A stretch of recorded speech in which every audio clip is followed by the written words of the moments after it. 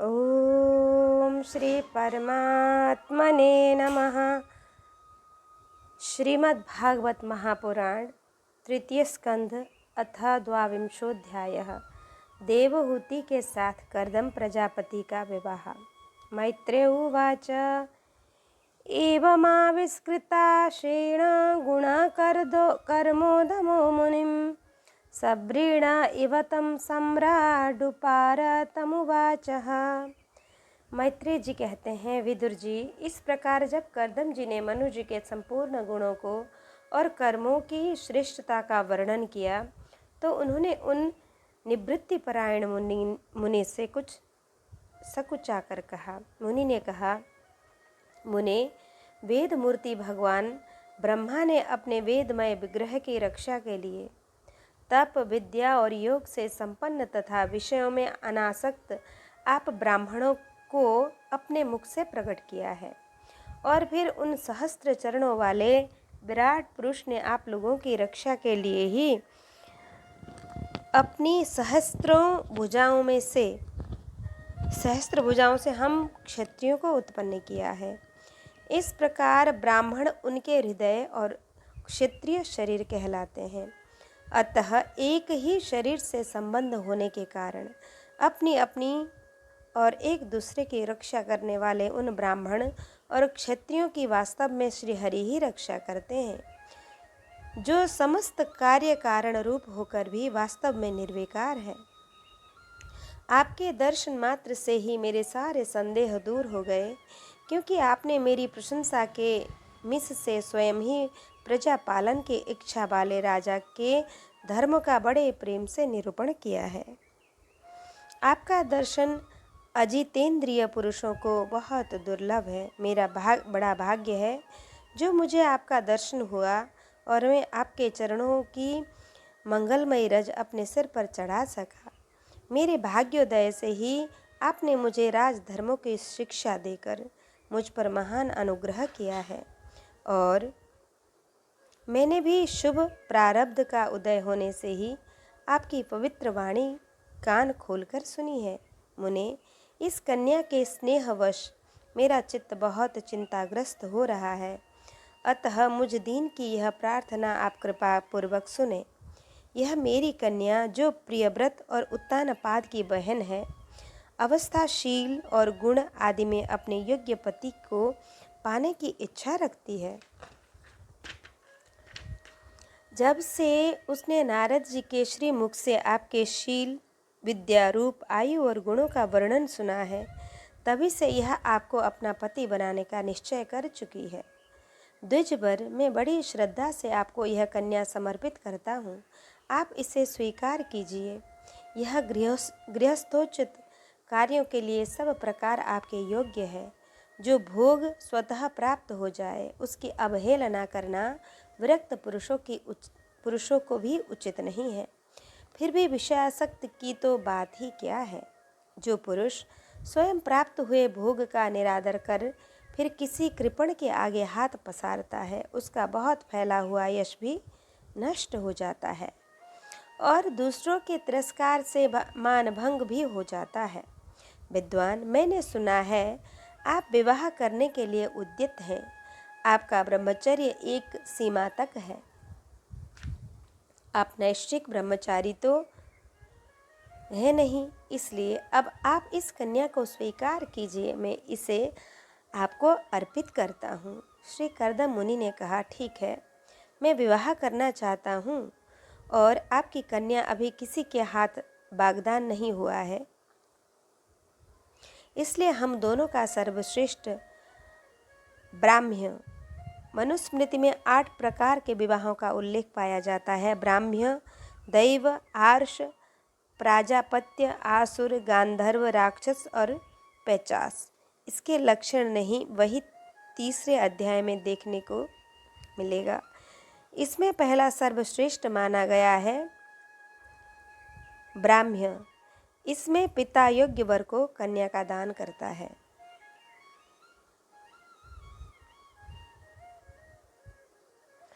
ब्राह्म्य विधि से विवाह होना उचित है, तो कर्दम ऋषि ने कहा कि ब्राह्म्य विवाह करेंगे। राजन, वेदोक्त विवाह विधि में प्रसिद्ध जो गृह्णामि ते इत्यादि मंत्रों से बताया हुआ काम संतानोत्पादन रूप मनोरथ है, वह आपकी इस कन्या के साथ हमारा संबंध होने से सफल होगा। भला जो अपनी अंग कांति से आभूषण आदि की शोभा को भी तिरस्कार कर रही है, आपकी उस कन्या का कौन आदर न करेगा। एक बार यह अपने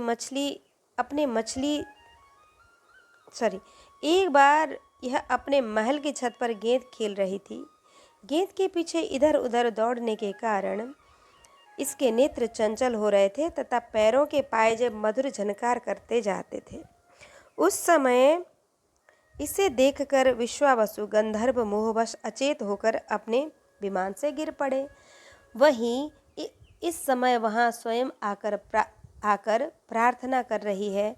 ऐसी अवस्था में कौन समझदार पुरुष इसे स्वीकार न करेगा। यह तो साक्षात आप महाराज स्वयंभू मनु की दुलारी कन्या और उत्तानपाद की प्यारी बहन है तथा यह रमणियों में रत्न के समान है। जिन लोगों ने कभी श्री लक्ष्मी जी के चरणों की उपासना नहीं की है, उन्हें तो इसका दर्शन भी नहीं हो सकता। अतः मैं आपकी इस साध्वी कन्या को अवश्य स्वीकार करूंगा, किंतु एक शर्त के साथ। जब तक इसके संतान न हो जाएगी तब तक मैं गृहस्थ धर्मानुसार इसके साथ रहूंगा। उसके बाद भगवान के बताए हुए संन्यास प्रधान हिंसा रहित शम दमादि धर्मों को भी अधिक महत्व दूंगा, जिनसे इस विचित्र जगत की उत्पत्ति हुई है, जिनमें यह लीन हो जाता है और जिनके आश्रय से यह स्थित है। मुझे तो वे प्रजापतियों के भी पति भगवान श्री अनंत ही सबसे अधिक मान्य है। मैत्रेय जी कहते हैं, प्रचंड धनुर्धर विदुर करदम जी केवल इतना ही कह सके, फिर वे हृदय में भगवान कमलनाभ का ध्यान करते हुए मौन हो गए। उस समय उनके मंद हास्य युक्त कमल मुख को देखकर देवहूति का चित्त लुभा गया। मनु जी ने देखा कि इस संबंध में महारानी शतरूपा और राजकुमारी की स्पष्ट अनुमति है, अतः उन्होंने अनेक गुणों से संपन्न करदम जी को उन्हीं के समान गुणवती कन्या का प्रसन्नतापूर्वक दान कर दिया। महारानी शतरूपा ने भी बेटी और दामाद को बड़े प्रेम पूर्वक बहुत से बहुमूल्य वस्त्र आभूषण और गृहस्थोचित पात्रादि दहेज में दिए। इस प्रकार सुयोग्य वर को अपनी कन्या देकर महाराज मनु निश्चिंत हो गए। चलती बार उसका वियोग न सह सकने के कारण उन्होंने उत्कंठावश व्यूहल चित्त होकर उसे अपनी छाती से लिपटा लिया और बेटी बेटी कहकर रोने लगे। उनकी आंखों से आंसुओं की झड़ी लग गई और उन्होंने देवहूति के सिर के सारे बाल भिगो दिए। फिर वे मुनिवर करदम से पूछकर उनकी आज्ञा ले रानी के सहित रथ पर सवार हुए और अपने सेवकों सहित ऋषिकुल सेवित सरस्वती नदी के दोनों तीरों पर मुनियों के आश्रमों की शोभा देखते हुए अपनी राजधानी में चले आए। जब ब्रह्मावर्त की प्रजा को यह समाचार मिला कि उसके स्वामी आ रहे हैं, तब वह अत्यंत आनंदित होकर स्तुति गीत एवं बाजे गाजे के साथ अवगानी करने के लिए ब्रह्मावर्त की राजधानी से बाहर आईं। सब प्रकार की संपदाओं से युक्त बर्हिष्मती नगरी मनु जी की राजधानी थी, जहाँ पृथ्वी को रसातल से ले आने के पश्चात शरीर कपाते समय श्री वराह भगवान के रोम झड़कर गिरे थे। वे रोम ही निरंतर हरे भरे रहने वाले कुश और काश हुए, जिनके द्वारा मुनियों ने यज्ञ में विघ्न डालने वाले दैत्यों का तिरस्कार कर भगवान यज्ञ पुरुष की यज्ञों द्वारा आराधना की है। महाराज मनु ने भी श्री वराह भगवान से भूमि रूप निवास स्थान प्राप्त होने पर इसी स्थान में कुश और काश की बरही चटाई बिछाकर यज्ञ भगवान की पूजा की थी। जिस बरहिष्मतीपुरी में मनु जी निवास करते थे, उसमें पहुंचकर उन्होंने अपने त्रिपातनाशक भवन में प्रवेश किया। वहां अपनी भार्या और संतति के सहित वे धर्म, अर्थ और मोक्ष के अनुकूल भोगों को भोगने लगे। प्रातः काल होने पर गंधर्वगण अपनी स्त्रियों के सहित उनका गुणगान करते थे, किंतु मनु जी उनमें आसक्त न होकर प्रेम पूर्ण हृदय से श्रीहरि की कथाएं ही सुना करते थे। वे इच्छा अनुसार भोगों का निर्माण करने में कुशल थे, किंतु मननशील और भगवत परायण होने के कारण भोग उन्हें किंचित भी विचलित नहीं कर पाते थे।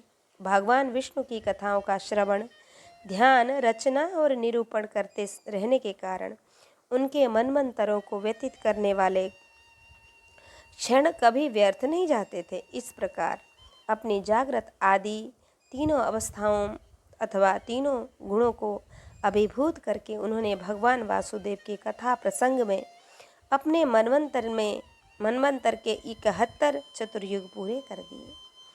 व्यास नंदन विदुर जी, जो पुरुष श्रीहरि के आश्रित रहता है उसे शारीरिक, मानसिक, दैविक, मानुषिक अथवा भौतिक दुख किस प्रकार कष्ट पहुंचा सकते हैं। मनु जी निरंतर समस्त प्राणियों के हित में लगे रहते थे। मुनियों के पूछने पर उन्होंने मनुष्यों के तथा समस्त वर्ण और आश्रमों के अनेक प्रकार के मंगलमय धर्मों का वर्णन भी किया, जो मनु संहिता के रूप में अब भी उपलब्ध है।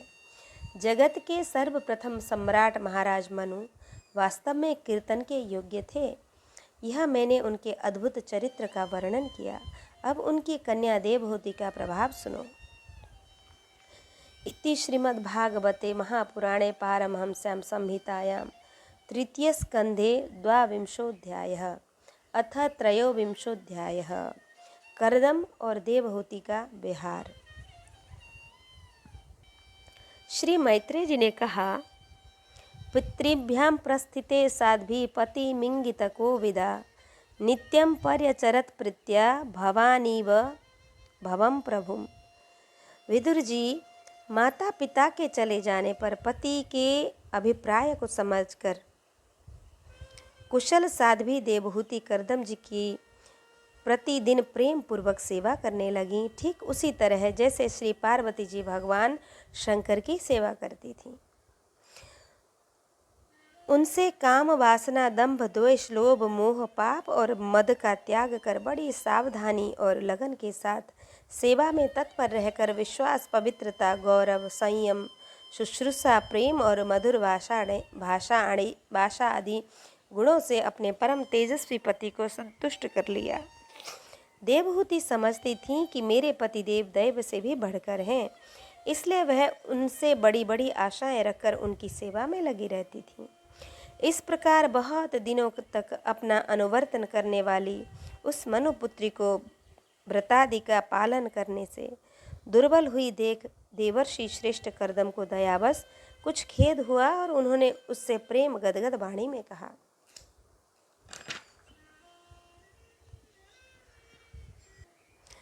कर्दम जी बोले, मनु नंदिनी, तुमने मेरा बड़ा आदर किया है। मैं तुम्हारी उत्तम सेवा और परम भक्ति से बहुत प्रसन्न और संतुष्ट हूँ। सभी देहधारियों को अपना शरीर बहुत प्रिय एवं आदर की वस्तु होता है, किंतु तुमने मेरी सेवा के आगे उसके क्षीण होने की भी कोई परवाह न की। अतः अपने धर्म का पालन करते रहने से मुझे तप, समाधि, उपासना और योग के द्वारा जो भय और शोक से रहित भगवत प्रसाद स्वरूप विभूतियाँ प्राप्त हुई हैं, उन पर मेरी सेवा के प्रभाव से अब तुम्हारा भी अधिकार हो गया है। मैं तुम्हें दिव्य दृष्टि प्रदान करता हूँ, उसके द्वारा तुम उन्हें देखो। अन्य जितने भी भोग हैं वे तो भगवान श्री हरि के भ्रिकुटी विलास मात्र से नष्ट हो जाते हैं, अतः वे इनके आगे कुछ भी नहीं है। तुम मेरी सेवा से भी कृतार्थ हो गई हो। अपने पतिव्रत धर्म का पालन करने से तुम्हें ये दिव्य भोग प्राप्त हो गए हैं, तुम इन्हें भोग सकती हो। हम राजा हैं, हमें सब कुछ सुलभ है। इस प्रकार जो अभिमान आदि विकार हैं, उनके रहते हुए मनुष्य को इन दिव्य भोगों की प्राप्ति होनी कठिन होती है। कर्दम जी के इस प्रकार कहने से अपने पति को संपूर्ण योग, माया और विद्याओं में कुशल जानकर उस अबला की सारी चिंता जाती रही। उसका मुख किंचित संकोच भरी चितवन और मधुर मुस्कान से खिल उठा और वह विनय एवं प्रेम से गदगद वाणी में इस प्रकार कहने लगी।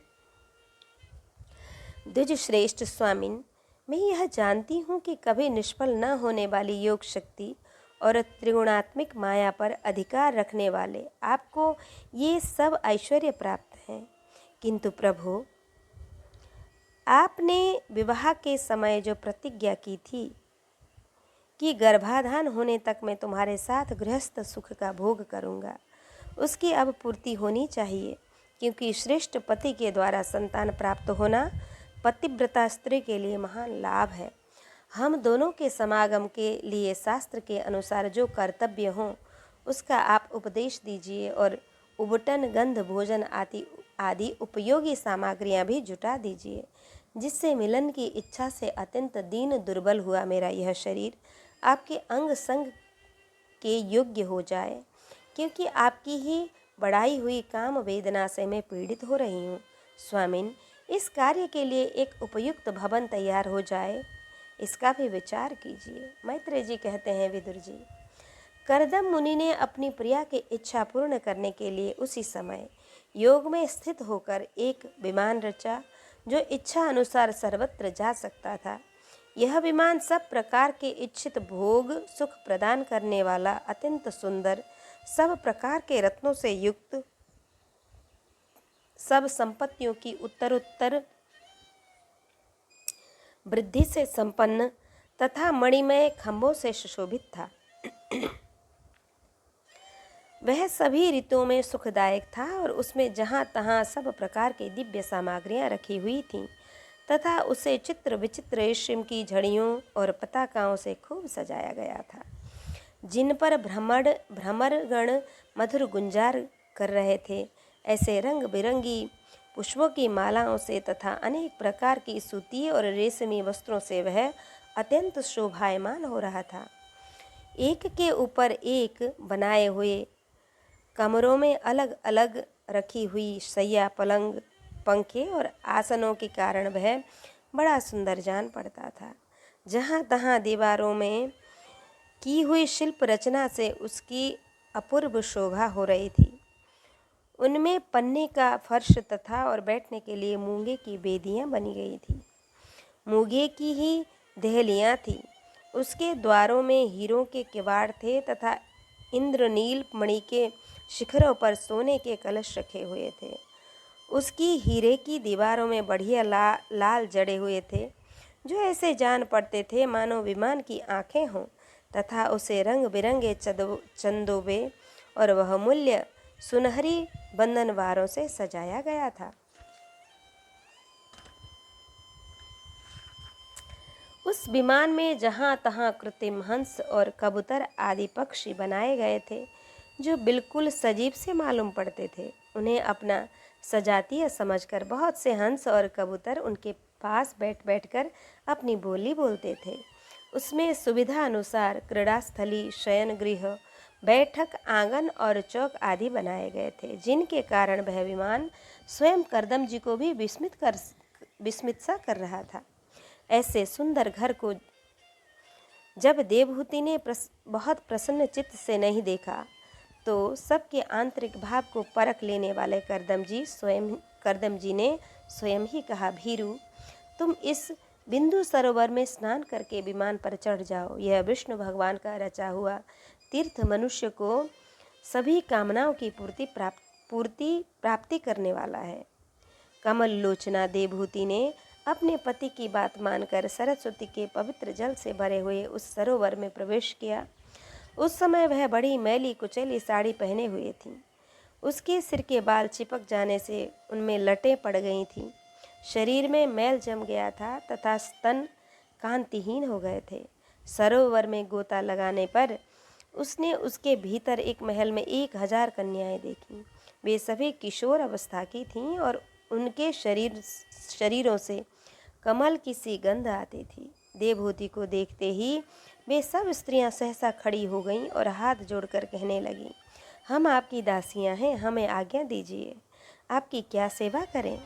विदुर जी, तब तपस्विनी को सम्मान देने वाली उन रमणियों ने बहुमूल्य मसालों तथा गंध आदि से मिश्रित जल के द्वारा मनस्विनी देवहूति को स्नान कराया तथा उसे 2 नवीन और निर्मल वस्त्र पहनने को दिए। फिर उन्होंने वे ये बहुत मूल्य के बड़े सुंदर और कांतिमान आभूषण, सर्व गुण संपन्न भोजन और पीने के लिए अमृत के समान स्वादिष्ट आसव प्रस्तुत किए। अब देवहूति ने दर्पण में अपना प्रतिबिंब देखा तो उसे मालूम हुआ कि वह भांति भांति के सुगंधित फूलों के हारों से विभूषित है, स्वच्छ वस्त्र धारण किए हुए हैं, उसका शरीर भी निर्मल और कांतिमय हो गया है। तब उन कन्याओं ने बड़े आदरपूर्वक उनका मांगलिक श्रृंगार किया है, उसे सिर से स्नान कराया है। स्नान के पश्चात अंग अंग में सब प्रकार के आभूषण सजाए गए हैं तथा उनके गले में हार, हुमेल, हाथों में कंकण और पैरों में छमछमाते हुए सोने के पायजेब सुशोभित हैं।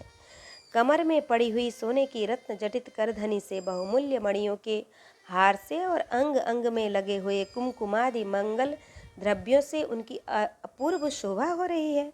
उनका मुख सुंदर, दंतावली, मनोहर भौहें, कमल की कली से स्पर्धा करने वाले प्रेम कटाक्षमय सुंदर नेत्र और नीली अलकावली से बड़ा ही सुंदर जान पड़ता है। विदुर जी, जब देवहूति ने अपने प्रिय पति देव का स्मरण किया तो अपने को सहेलियों के सहित वहीं पाया जहाँ प्रजापति करदमजी महाराज विराजमान थे। उस समय अपने को सहस्त्रों स्त्रियों के सहित अपने प्राणनाथ के सामने देख और उसे उनके योग का प्रभाव समझकर देवहूति को बड़ा विस्मय हुआ। शत्रु विजय विदुर, जब करदमजी ने देखा कि देवहूति का शरीर स्नान करने से अत्यंत निर्मल हो गया है और विवाह काल से पूर्व उनका जैसा रूप था उसी रूप को पाकर वह अपूर्व शोभा से संपन्न हो गई हैं। उनका सुंदर वक्षस्थल चोली से ढका हुआ है, हजारों विद्याधरियाँ उनकी सेवा में लगी हुई हैं तथा उनके शरीर पर बढ़िया बढ़िया वस्त्र शोभा पा रहे हैं। तब उन्होंने बड़े प्रेम से उसे विमान पर चढ़ाया। उस समय अपनी प्रिया के प्रति अनुरक्त होने पर भी करदमजी की महिमा मन और इंद्रियों पर प्रभुता कम नहीं हुई। विद्याधरियाँ उनके शरीर की सेवा कर रही थीं। खिले हुए कुमुद के फूलों से श्रृंगार करके अत्यंत सुंदर बने हुए विमानों पर इस प्रकार शोभा पा रहे थे मानो आकाश में तारागण से घिरे हुए चंद्रदेव विराजमान हों। उस समय उस विमान पर निवास कर उन्होंने दीर्घ काल तक कुबेर जी के समान मेरु पर्वत की घाटियों में विहार किया। ये घाटियाँ 8 लोकपालों की विहार भूमि है। इनमें कामदेव को बढ़ाने वाले शीतल मंद सुगंध वायु चलकर इनकी कमनीय शोभा का विस्तार करती है तथा श्री गंगा जी के स्वर्गलोक से गिरने की मंगलमय ध्वनि निरंतर गूंजती रहती है। उस समय भी दिव्य विद्याधारियों का समुदाय उनकी सेवा में उपस्थित था और सिद्धगण वंदन किया करते थे। इसी प्रकार प्राण प्रिया देवहूति के साथ उन्होंने वैश्रम्भक, सुरसन, नंदन, पुष्पभद्र और चैत्ररथ आदि अनेकों देवोद्यानों तथा मानस सरोवर में अनुराग पूर्वक विहार किया।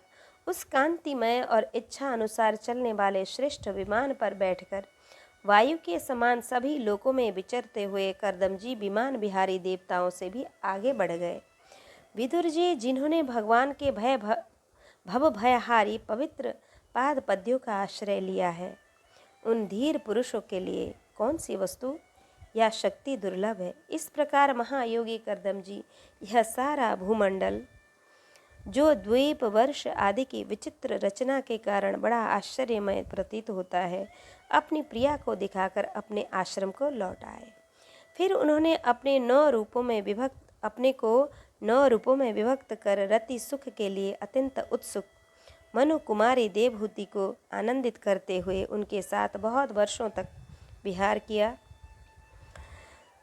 किंतु उनका इतना लंबा समय एक मुहूर्त के समान बीत गया। उस विमान में रति सुख को बढ़ाने वाली बड़ी सुंदर शैया का आश्रय ले अपने परम रूपवान प्रियतम के साथ रहती हुई देवहूति को इतना काल कुछ भी न जान पड़ा। इस प्रकार उस कामासक्त दंपति को अपने योग बल से सैकड़ों वर्षों तक विहार करते हुए भी वह काल बहुत थोड़े समय के समान निकल गया।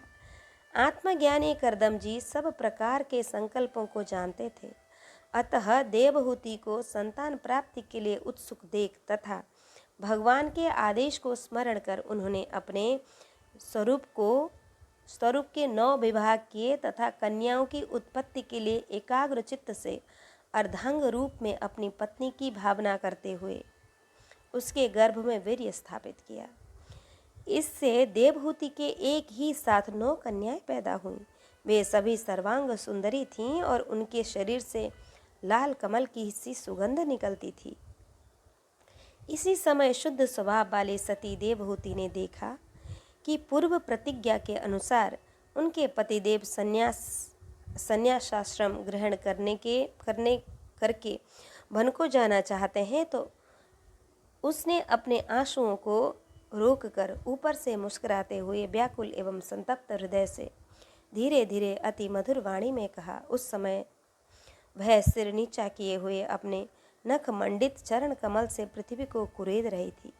देवहूति ने कहा, भगवान, आपने जो कुछ प्रतिज्ञा की थी वह सब तो पूर्णतः निभा दी, तो भी मैं आपकी शरणागत हूँ, अतः आप मुझे अभयदान दीजिए। ब्राह्मण, इन कन्याओं के लिए योग्य वर खोजने पड़ेंगे और आपके वन को चले जाने के बाद मेरे जन्म मरण तक शोक को दूर करने के लिए कोई होना चाहिए। प्रभु, अब तक परमात्मा से विमुख रहकर मेरा जो समय इंद्रिय सुख भोग में बीता है वह तो निरर्थक ही गया।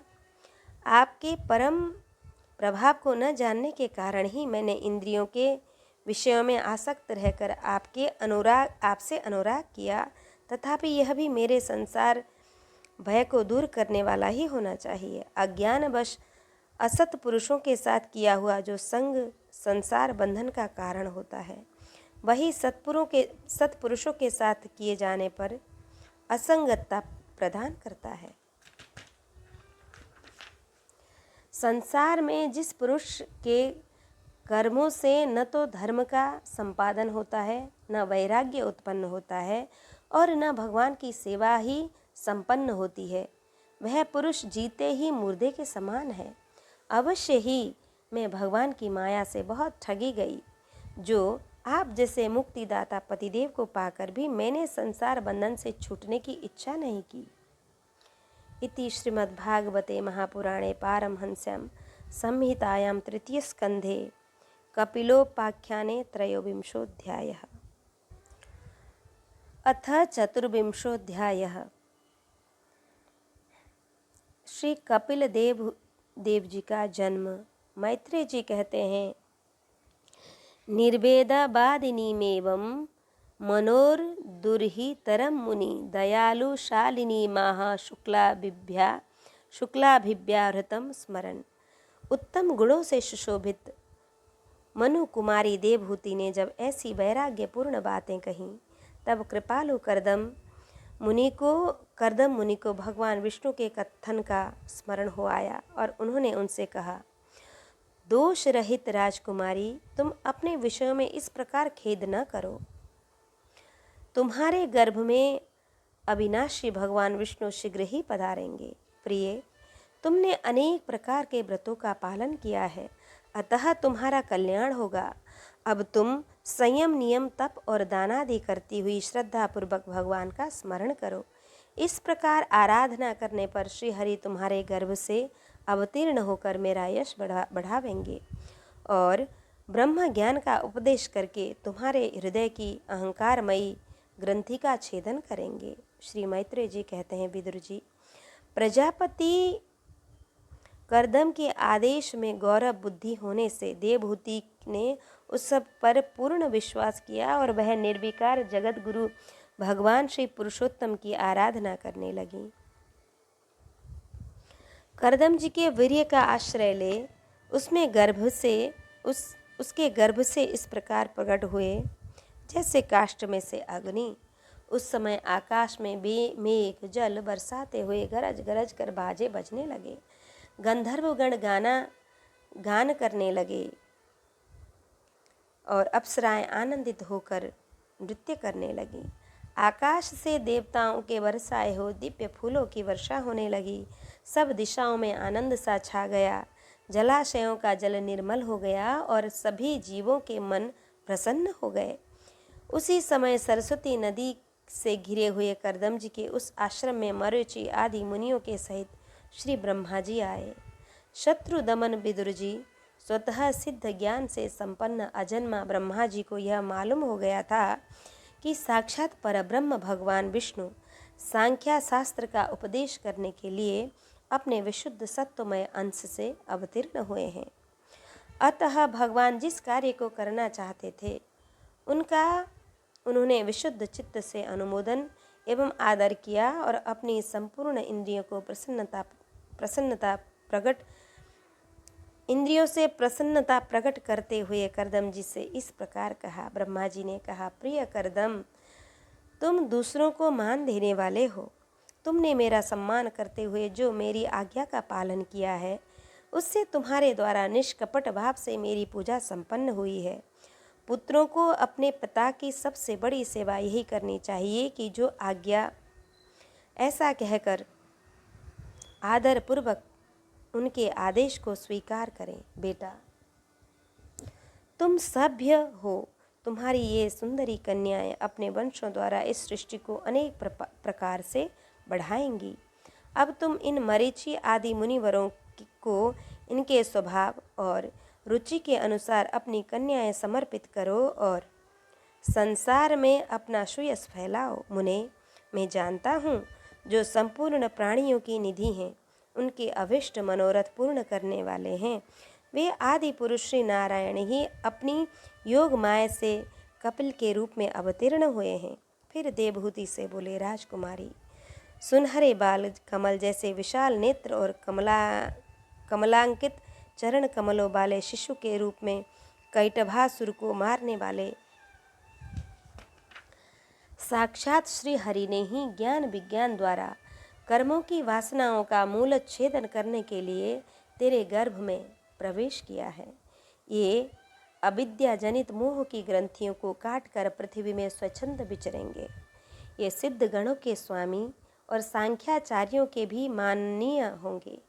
लोक में तेरी कीर्ति का विस्तार करेंगे और कपिल नाम से विख्यात होंगे। श्री मैत्रेय जी कहते हैं, विदुर जी, जगत की सृष्टि करने वाले ब्रह्मा जी उन दोनों को इस प्रकार आस्वादन देकर नारद और सनकादि के साथ हंस पर चढ़कर ब्रह्मलोक को चले गए। ब्रह्मा जी के चले जाने पर कर्दम जी ने उनके आज्ञा के अनुसार मरीचि आदि प्रजापतियों के साथ अपनी कन्याओं का विधि पूर्वक विवाह कर दिया। उन्होंने अपनी कला नाम की कन्या मरीचि को, अनुसुईया अत्रि को, श्रद्धा अंगिरा को और हविर्भू पुलस्त्य को समर्पित किया। पुलह को उनके अनुसार गति नाम की कन्या दी। क्रतु के साथ परम साध्वी क्रिया का विवाह किया। भृगु जी को ख्याति, वशिष्ठ जी को अरुंधति समर्पित की। अथर्वा ऋषि को शांति नाम की कन्या दी, जिससे यज्ञ कर्म का विस्तार किया गया। कर्दम जी ने उन विवाहित ऋषियों का उनकी पत्नियों के सहित बहुत सत्कार किया। विदुर जी, इस प्रकार विवाह हो जाने पर वे सब ऋषि कर्दम जी की आज्ञा ले अति आनंद पूर्वक अपने अपने आश्रमों को चले गए। कर्दम जी ने देखा कि उनके यहाँ साक्षात देवाधिदेव श्री हरि ने ही अवतार लिया है, तो वे एकांत में उनके पास गए और उन्हें प्रणाम करके इस प्रकार कहने लगे, अहो, अपने पाप कर्मों के कारण इस दुखमय संसार में नाना प्रकार से पीड़ित होते हुए पुरुषों पर देवगण तो बहुत काल बीतने पर प्रसन्न होते हैं, किंतु जिनके स्वरूप को योगी जन अनेकों जन्मों के साधन से सिद्ध हुई सुदृढ़ समाधि के द्वारा एकांत में देखने का प्रयत्न करते हैं, अपने भक्तों की रक्षा करने वाले वे श्री हरि हम विषय लोलुप रूपों के द्वारा होने वाली अपनी अवज्ञा का कुछ भी विचार न कर आज हमारे घर अवतीर्ण हुए हैं। आहा, आप वास्तव में अपने भक्तों का मान बढ़ाने वाले हैं। आपने अपने वचनों को सत्य करने और सांख्य योग का उपदेश करने के लिए ही मेरे यहाँ अवतार लिया है। भगवान, आप प्राकृत रूप से रहित हैं। आपके जो चतुर्भुज आदि अलौकिक रूप हैं वे ही आपके योग्य हैं, तथा जो मनुष्य सदृश रूप आपके भक्तों को प्रिय लगते हैं वे भी आपको रुचिकर प्रतीत होते हैं। आपका पाद पीठ तत्व ज्ञान की इच्छा से विद्वानों द्वारा सर्वदा वंदनीय है, तथा आप ऐश्वर्य, वैराग्य, यश, ज्ञान, वीर्य और श्री इन 6 ऐश्वर्यों से पूर्ण है। मैं आपकी शरण में हूँ। भगवान, आप परब्रह्म हैं। सारी शक्तियाँ आपके अधीन हैं। प्रकृति, पुरुष, महतत्व, काल, त्रिविध अहंकार, समस्त लोक एवं लोकपालों के रूप में आप ही प्रकट हैं, तथा आप सर्वज्ञ परमात्मा ही इस सारे प्रपंच को चेतन शक्ति के द्वारा अपने में लीन कर देते हैं। अतः इन सब से परे भी आप ही हैं। मैं आप भगवान कपिल की शरण लेता हूँ। प्रभु, आपकी कृपा से मैं तीनों ऋणों से मुक्त हो गया हूँ और मेरे सभी मनोरथ पूर्ण हो चुके हैं। अब मैं संन्यास मार्ग को ग्रहण कर आपका चिंतन करते हुए शोक रहित होकर विचरूंगा। आप समस्त प्रजाओं के स्वामी हैं, अतएव इसके लिए मैं आपकी आज्ञा चाहता हूँ। श्री भगवान ने कहा, मुने, वैदिक और लौकिक सभी कर्मों में संसार के लिए मेरा कथन ही प्रमाण है। इसलिए मैंने जो तुमसे कहा था कि मैं तुम्हारे यहाँ जन्म लूँगा, उसे सत्य करने के लिए ही मैंने यह अवतार धारण किया है, अवतार लिया है। इस लोक में मेरा यह जन्म लिंग शरीर से युक्त होने की इच्छा वाले मुनियों के लिए आत्मदर्शन में उपयोगी प्रकृति आदि तत्वों का विवेचन करने के लिए ही हुआ है। आत्मज्ञान का यह सूक्ष्म मार्ग बहुत समय से लुप्त हो गया है। इसे फिर से प्रवर्तित करने के लिए ही मैंने यह शरीर ग्रहण किया है, ऐसा जानो। मुने, मैं आज्ञा देता हूँ, तुम इच्छा अनुसार जाओ और अपने संपूर्ण कर्म मुझे अर्पण करते हुए दुर्जय मृत्यु को जीतकर मोक्ष पद प्राप्त करने के लिए मेरा भजन करो। मैं स्वयं प्रकाश और संपूर्ण जीवों के अंतःकरण में रहने वाला परमात्मा ही हूँ। अतः जब तुम विशुद्ध बुद्धि के द्वारा अपने अंतःकरण में मेरा साक्षात्कार कर लोगे, तब सब प्रकार के शोकों से छूटकर निर्भय पद मोक्ष प्राप्त कर लोगे। माता देवहूति को भी मैं संपूर्ण कर्मों से छुड़ाने वाला आत्मज्ञान प्रदान करूँगा, जिससे यह संसार रूप भय से पार हो जाएंगी। श्री मैत्री जी कहते हैं, भगवान कपिल के इस प्रकार कहने पर प्रजापति कर्दम जी उनकी परिक्रमा कर प्रसन्नतापूर्वक वन को चले गए। वहाँ अहिंसामय संन्यास धर्म का पालन करते हुए वे एकमात्र श्री भगवान की शरण हो गए तथा अग्नि और आश्रम का त्याग करके निसंग भाव से पृथ्वी पर विचरने लगे। कार्य कारण से अतीत हैं, सत्वादि गुणों का प्रकाशक एवं निर्गुण है और अनन्य भक्ति से ही प्रत्यक्ष होता है। उस परब्रह्म में उन्होंने अपना मन लगा लिया। वे अहंकार, ममता और सुख दुखादि की द्वंद्वों से छूटकर समदर्शी भेद दृष्टि से रहित हो सब में अपने आत्मा को ही देखने लगे। उनकी बुद्धि अंतर्मुख एवं शांत हो गई। उस समय धीर कर्दम जी शांत रहने लहरों वाले समुद्र के समान जान पड़ते थे। परम भक्ति भाव के द्वारा सर्व अंतर्यामी सर्वज्ञ श्री वासुदेव में चित्त स्थिर हो जाने से वे सारे बंधनों से मुक्त हो गए। संपूर्ण भूतों में अपने आत्मा श्री भगवान को और संपूर्ण भूतों को आत्मस्वरूप श्री हरि में देखने लगे।